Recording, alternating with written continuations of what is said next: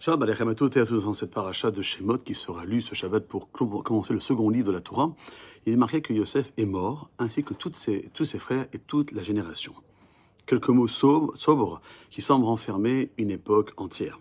Et pourtant, aussitôt après, la Torah ajoute que les enfants d'Israël se sont multipliés, ont foisonné, se sont accrus, sont devenus extrêmement puissants. La vie juive continue, elle déborde même. Mais quelque chose d'essentiel commence alors à se fissurer. Le texte dit qu'un nouveau roi s'est élevé sur l'Égypte qui ne connaissait pas Yosef. Comment il ne connaissait pas Yosef? Celui qui avait sauvé l'Égypte de la famine, gouverné le pays pendant des décennies et en avait assuré de la prospérité. Les sages expliquent qu'il s'agissait réellement d'un nouveau souverain. Soit c'était le même pharaon qui choisissait néanmoins d'agir comme s'il avait oublié. L'oubli n'est pas toujours une absence de mémoire, il peut être un choix. Et à partir de là naît le problème juif.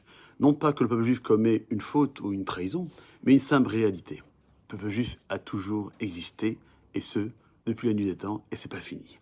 Il contribue, ce peuple juif. Il travaille, il participe pleinement, et pourtant cela ne suffit pas. C'est l'une des premières expressions dans la Torah d'une haine dénuée de raison, dirigée non contre ce que les Juifs font, mais ce qu'ils sont. Et Chachamim souligne que cette haine change de visage selon les époques. Tant on reproche aux Juifs d'exercer une influence excessive, tantôt on les accuse, à l'inverse, de ne pas contribuer à la société.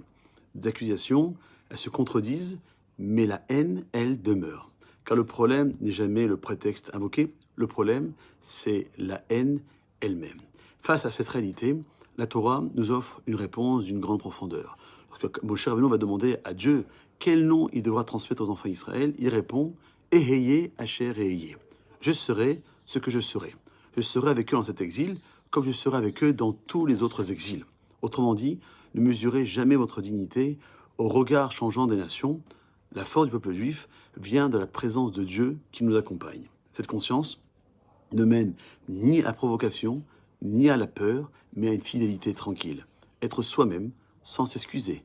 Vivre pleinement son identité juive, tout en continuant à agir avec droiture, générosité et responsabilité. Non pour faire taire la haine, elle ne se laisse pas convaincre, mais pour demeurer aligné avec notre mission.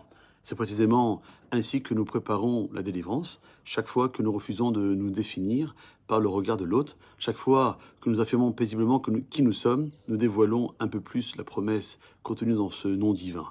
Eheye, Asher Eheye. Jusqu'au jour où cette présence sera pleinement dévoilée, avec la venue du Mashiach, Mimera Biamenu, Amen Keneratson. Shabbat Shalom, Umevorach.